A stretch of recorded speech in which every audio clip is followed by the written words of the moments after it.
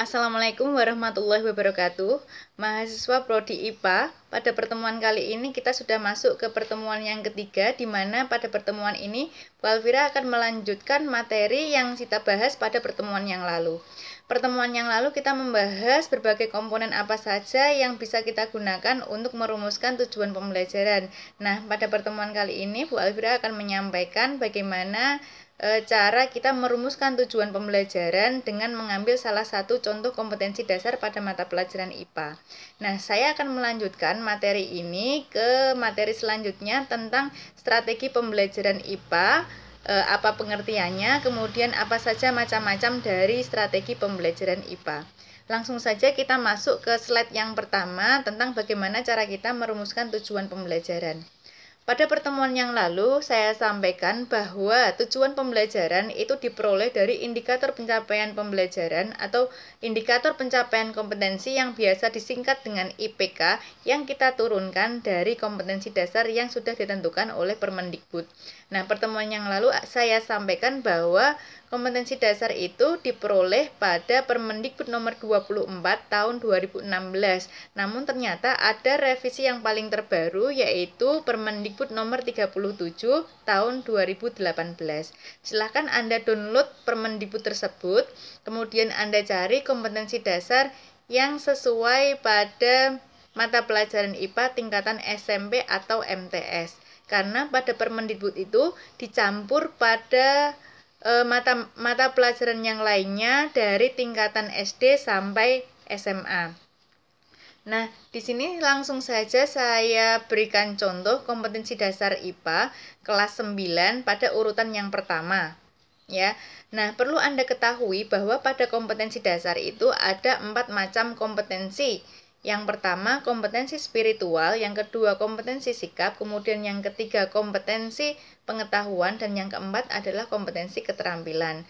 Kompetensi yang pertama spiritual dan yang kedua yaitu sikap itu merupakan kompetensi yang nantinya akan dicapai melalui indirect teaching atau pembelajaran secara tidak langsung, yaitu bisa diperoleh melalui keteladanan seorang guru, kemudian pembiasaan, kemudian budaya sekolah maupun karakteristik dari siswa yang biasa ada di sekolah itu. Nah, kemudian kompetensi pengetahuan dan kompetensi keterampilan bisa kita peroleh dari direct teaching atau pembelajaran secara langsung yang biasanya tersurat pada rencana pelaksanaan pembelajaran. Oke, kita lihat ada 4 macam kompetensi. Ini kompetensi yang pertama spiritual dan yang kedua adalah sikap. Ini biasanya sama pada tiap tingkatan. Jadi pada mata pelajaran IPA kelas 9 kompetensi sikap dan kompetensi spiritual itu sama. Sedangkan pada kompetensi pengetahuan dan keterampilan itu berbeda pada tiap materi. Saya akan membacakan yang pertama kompetensi spiritual. 1.1 menghargai dan menghayati ajaran agama yang dianutnya. Kemudian 2.1 kompetensi sikap, menunjukkan perilaku jujur, disiplin, tanggung jawab, peduli, toleransi, gotong royong, santun, dan percaya diri dalam berinteraksi secara efektif dengan lingkungan sosial dan alam dalam jangkauan pergaulan dan keberadaannya. Kemudian kompetensi pengetahuan, menghubungkan sistem reproduksi pada manusia dan gangguan pada sistem reproduksi dengan penerapan pola hidup yang menunjang kesehatan reproduksi. Menghubungkan sistem reproduksi pada manusia dan gangguan pada sistem reproduksi dengan penerapan pola hidup yang menunjang kesehatan reproduksi. Kemudian, kompetensi keterampilan 4.1 menyajikan hasil penelusuran informasi dari berbagai sumber terkait kesehatan dan upaya pencegahan gangguan pada organ reproduksi. Baik, itu adalah kompetensi dasarnya. Dari kompetensi dasar ini maka akan diturunkan menjadi indikator pencapaian kompetensi atau biasa disingkat dengan IPK. Nah, dari KD 3.1 ya, yang menghubungkan sistem reproduksi kemudian gangguannya dengan pola penerapan kesehatan ya terkait dengan sistem reproduksi, maka akan diturunkan menjadi beberapa indikator. Ya, indikatornya itu minimal 1 ya. Boleh lebih dari 1. Di sini saya membuat 7 indikator pencapaian kompetensi yang terkait dengan materi-materi sistem reproduksi pria maupun wanita. Yang pertama 3.1.1 ya. Tolong diperhatikan, ini tulisannya lebih kecil-kecil ya. Tolong dicermati. Untuk mencapai kompetensi tadi, maka saya buat 7 indikator. Yang pertama, mengidentifikasi bentuk dan fungsi organ penyusun sistem reproduksi pria dan wanita. Ya. 3.1.2, menganalisis pembentukan sel sperma dan sel telur, menganalisis pembelahan meiosis pada spermatogenesis dan oogenesis, menganalisis siklus menstruasi pada dinding rahim, menganalisis proses fertilisasi hingga kelahiran, menjelaskan berbagai penyakit yang menyerang sistem reproduksi manusia, kemudian menghubungkan pola hidup sehat dengan gangguan pada sistem reproduksi pada pria maupun wanita. Nah, indikator pencapaian kompetensi, indikator itu sebuah ukuran yang harus dicapai peserta didik dalam suatu pembelajaran. Jadi peserta didik itu mampu mengidentifikasi ini, menganalisis dan seterusnya. Nah, dari IPK ini maka akan diturunkan menjadi tujuan pembelajaran dengan memperhatikan beberapa faktor yang menyesuaikan. Mohon maaf, ini tidak sejajar ya. Nanti tolong Anda sejajarkan sendiri ya. Dengan menyesuaikan, saya lanjutkan tujuan pembelajaran ini dengan menyesuaikan karakteristik siswa di tempat di mana guru itu mengajar, atau kondisi sekolah, atau kompetensi atau keterampilan atau karakter sesuai dengan perkembangan zaman. Dari IPK yang pertama 3.1.1 maka bisa dikembangkan menjadi tujuan pembelajaran seperti ini. Ya, melalui kegiatan pengamatan torso, ya kegiatannya disampaikan, peserta didik mengembangkan rasa ingin tahu, itu karakter yang disasar, sehingga mampu dituliskan lagi. Ya, IPK yang sudah ditulis tadi, mengidentifikasi bentuk dan fungsi organ penyusun sistem reproduksi pria dan wanita. Mohon maaf, ini saya singkat menjadi IPK ini maksudnya Anda menulis ulang IPK yang sudah saya tulis ya ke kolom tujuan pembelajaran di tempatnya yang saya tulis IPK itu tadi. Ya, jadi kalau misalnya yang 3.1.2 itu saya bacakan tujuan pembelajarannya sebagai berikut.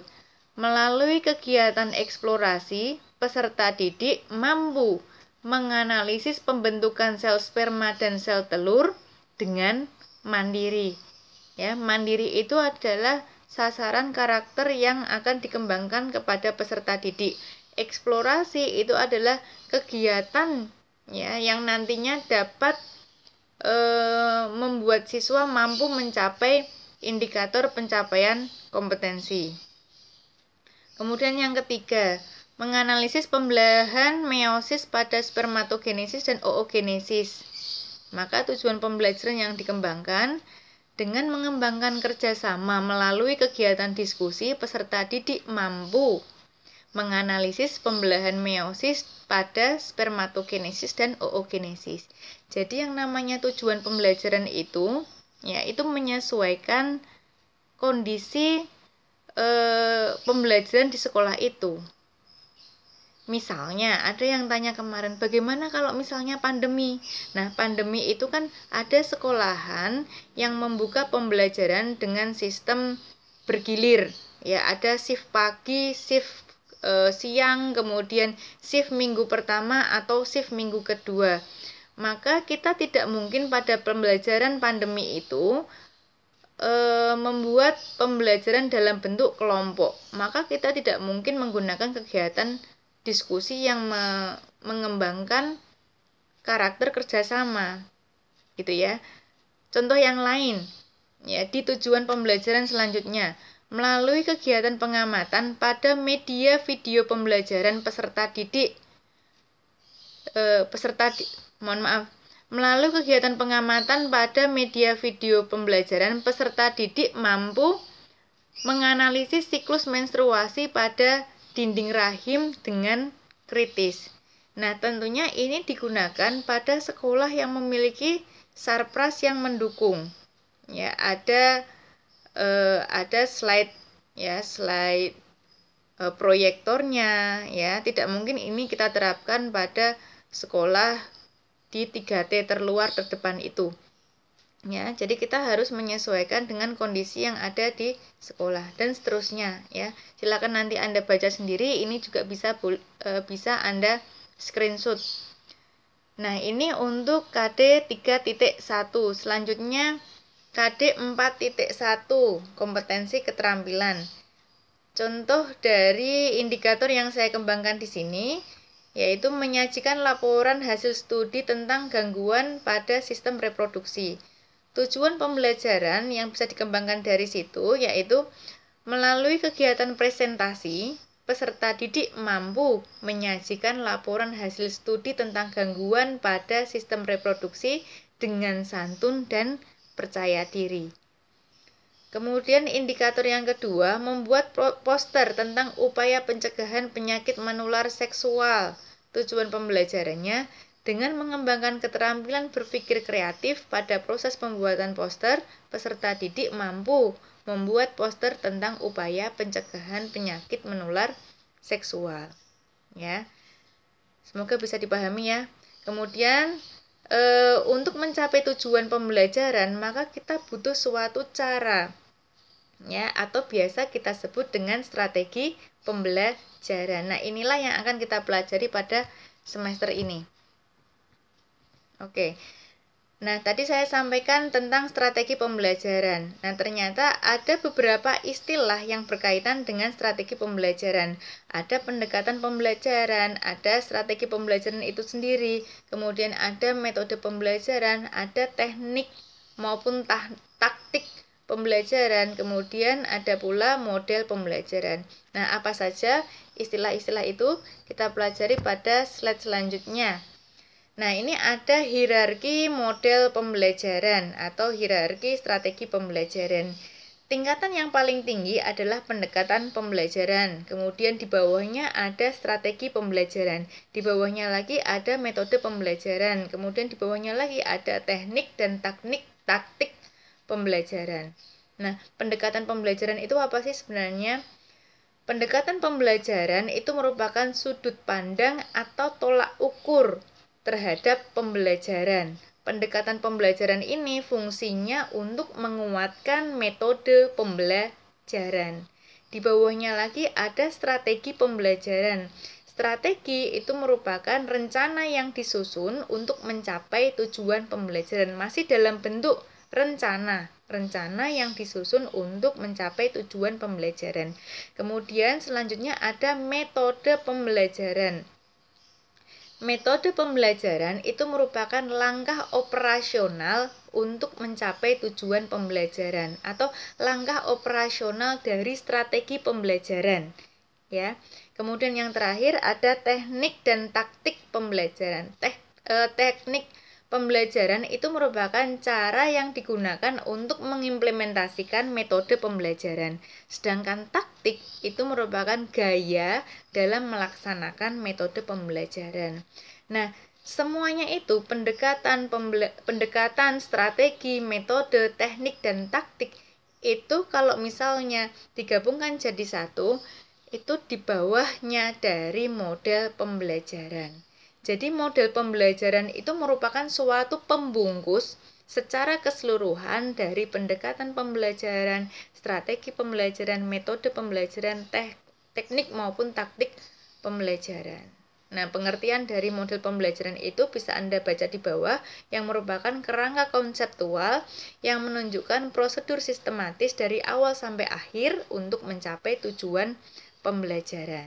Nah, kalau Anda lihat dari hierarki ini, pendekatan pembelajaran dan strategi pembelajaran itu masih dalam bentuk konseptual, ya, model konseptual. Sedangkan metode pembelajaran, teknik, kemudian taktik itu sudah mulai ke empiris, ya. Itu dalam bentuk praktek yang nyata di dalam suatu pembelajaran. Itu ya.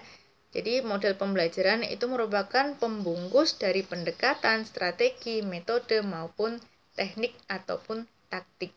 Nah, sekarang saya akan memberikan beberapa hal yang perlu diperhatikan dalam menentukan model pembelajaran, ya. Jadi yang namanya model pembelajaran itu pasti ada sintaksnya.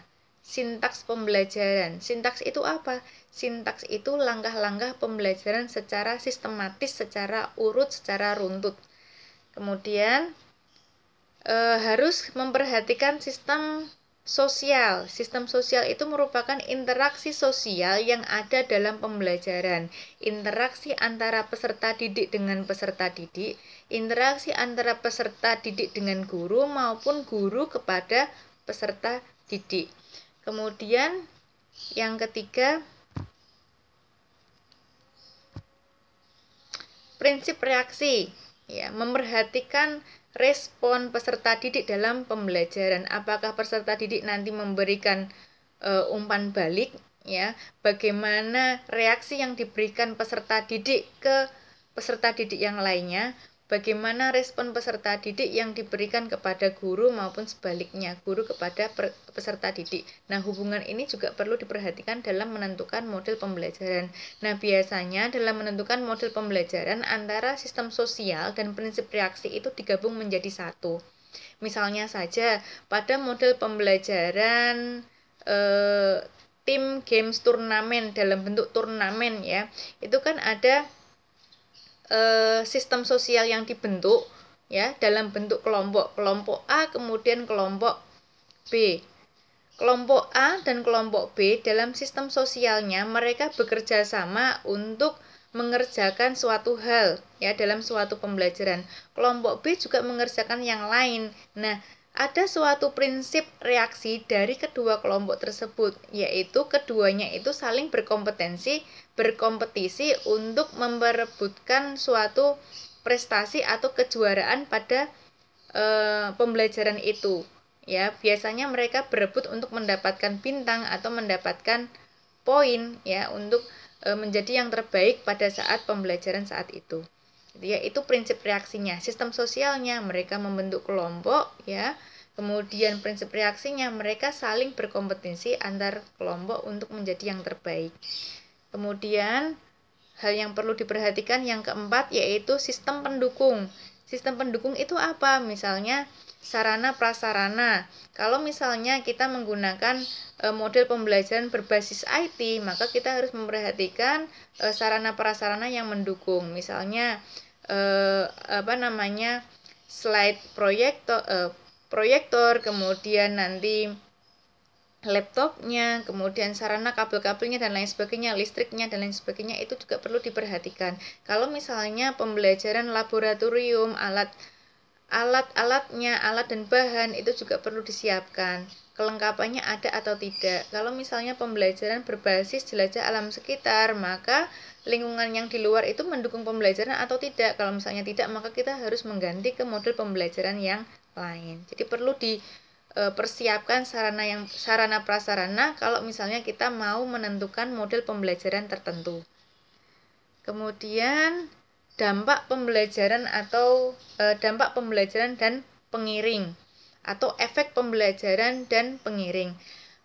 Dampak pembelajaran itu yang dimaksud adalah memiliki sasaran tujuan pembelajaran. Itu biasanya berupa hasil belajar seperti afektif, kognitif, dan psikomotorik. Misalnya kita mau mengembangkan pembelajaran, kita mau menggunakan model pembelajaran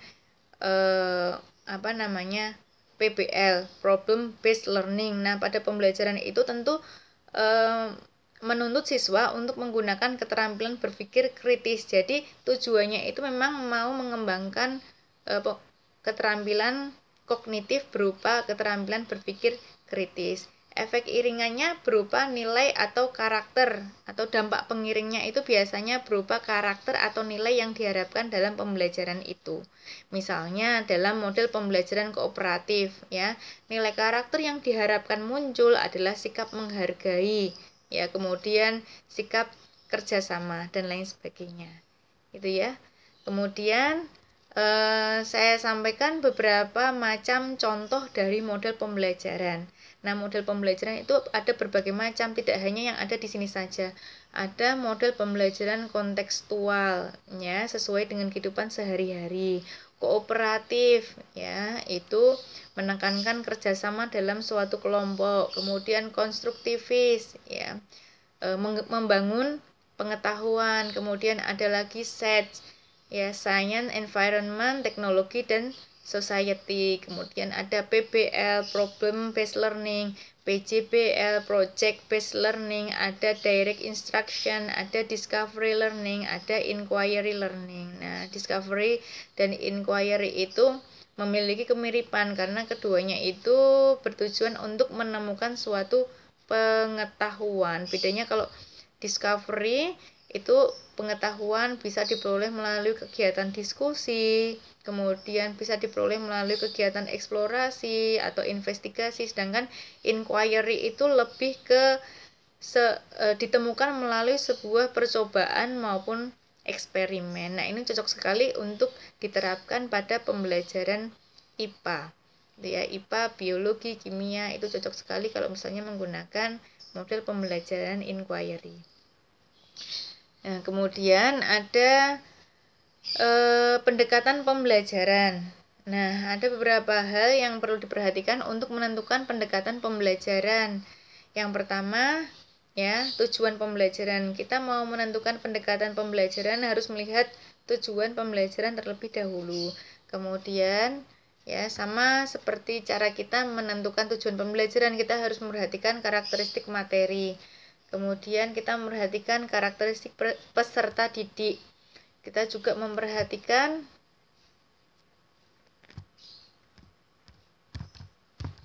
yang ketiga, pengalaman pembelajaran atau pengalaman belajar yang disasar atau dituju. Kemudian yang terakhir, karakter yang diharapkan muncul.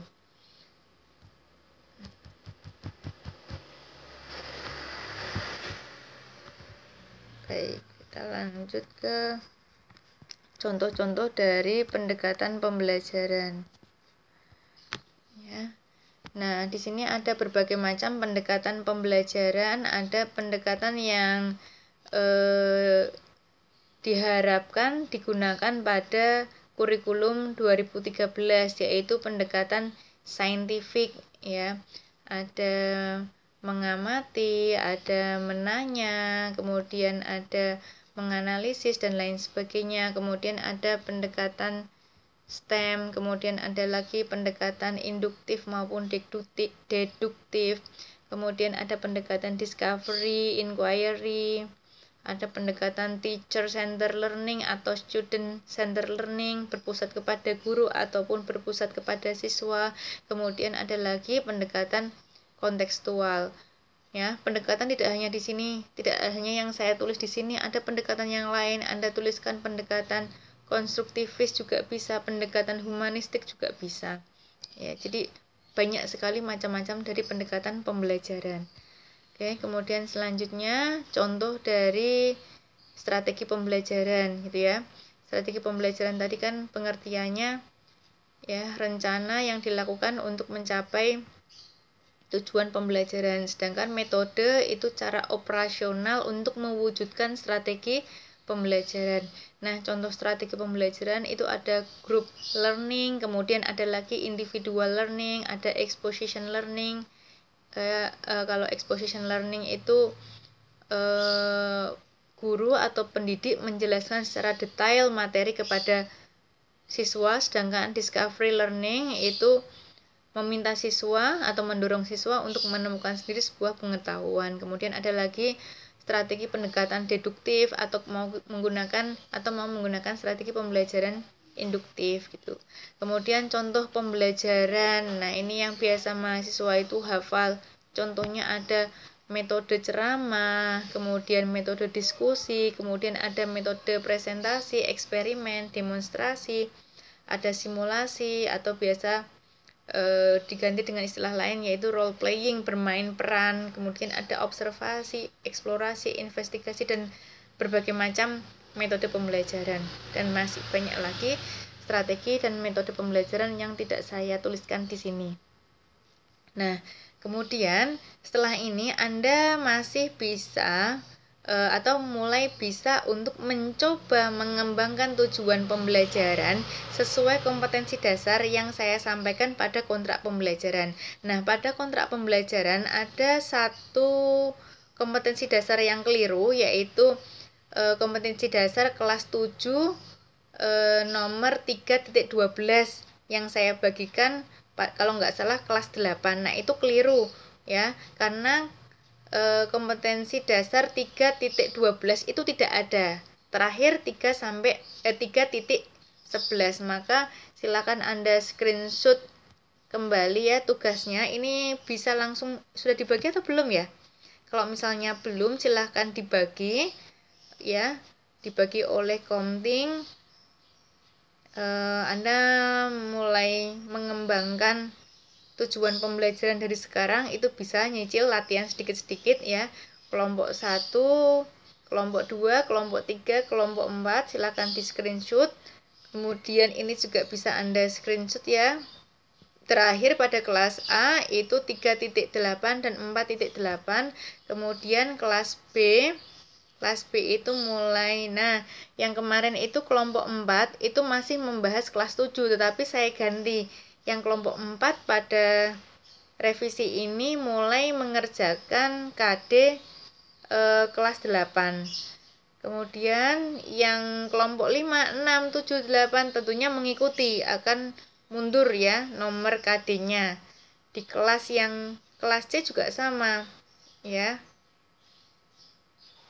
Mohon maaf, ini yang kelompok 1 KD 3.6 maksud saya, 3.6 dan 4.6 kelas 8 SMP. Kemudian kelompok 2, 3, 4 itu mengikuti. Silakan Anda screenshot ya. Ya, silakan Anda screenshot kelompok 5, kelompok 6, kelompok 7, kelompok 8. Nah, ini kelompok 8. Ini satu-satunya kelompok yang mengerjakan KD kelas 9. Tapi sudah saya berikan contoh tadi ya, sistem reproduksi, tapi saya harap indikator pencapaian kompetensi yang Anda kembangkan itu tidak sama dengan contoh dari saya, karena yang contoh dari saya itu contoh sederhana. Bisa Anda kembangkan yang lebih banyak lagi, atau Anda ringkas sesuai dengan tujuan pembelajaran yang Anda harapkan pada pembelajaran KD itu ya. Nah, itu untuk revisinya saya langsung sampaikan juga di pertemuan ini. Nah, kemudian ini yang terakhir ada tugas harian pada pertemuan ini. Karena dengan tugas saya rasa Anda akan lebih memahami. Kalau hanya ceramah saya mungkin bisa dipahami tapi masih belum puas. Maka supaya Anda bisa memahami secara lengkap, maka akan ada tugas yang harus Anda kerjakan pada pertemuan ini, yaitu analisis jurnal penelitian tentang model pembelajaran. Nah, jurnal penelitian itu boleh model penelitiannya atau jenis penelitiannya itu yang studi pustaka atau library research atau yang penelitian lapangan ya. Pokoknya jurnal penelitian apapun tentang model pembelajaran. Nah, silahkan Anda temukan satu jurnal ya tentang model pembelajaran. Anda sampaikan model pembelajaran apakah itu. Kemudian Anda analisis pada model pembelajaran A ya, itu sistem sosialnya itu bagaimana, prinsip reaksinya bagaimana, sintaks pembelajarannya itu bagaimana, sistem pendukungnya bagaimana, dampak pembelajaran atau pengiring yang diharapkan pada model pembelajaran itu bagaimana. Silakan Anda analisis ya. Ya, tentunya satu mahasiswa dengan mahasiswa yang lain itu diharapkan model pembelajaran atau jurnal yang dituju itu berbeda ya. Kemudian setelah Anda analisis, silakan Anda tulis tangan di kertas HVS atau folio, kemudian foto hasil kerja, kemudian dikirimkan ke WA grup kelas masing-masing ya. Setelah ini Anda juga boleh mengomentari atau bertanya apa saja yang tidak jelas dari apa yang saya sampaikan di kolom komentar YouTube ya. Nanti komentarnya dibagi tiap kelas. Karena ini yang dimulai adalah kelas A terlebih dahulu, maka selesai selesai jam pembelajaran 3 SKS, harapannya kolom komentar dari kelas A ditutup. Kemudian hari Jumat jam pertama itu dilanjutkan, jam pertama dan kedua itu dilanjutkan oleh kelas B dan C ya. Yang mendapatkan jam pertama maka setelah 3 SKS kolom komentar ditutup. Jadi tidak bertabrakan seperti kolom komentar yang kemarin, kelas A, B, C campur jadi satu. Ini kelompok A silakan komen terlebih dahulu ya. Kemudian kelompok B dilanjutkan ke kelompok C. Begitu ya. Terima kasih. Semoga apa yang saya sampaikan di sini bisa dipahami secara jelas. Kalau misalnya tidak ada atau sulit dipahami, silakan Anda tanyakan ke kolom komentar. Ya, demikian yang bisa saya sampaikan. Semoga bermanfaat. Saya akhiri. Assalamualaikum warahmatullahi wabarakatuh.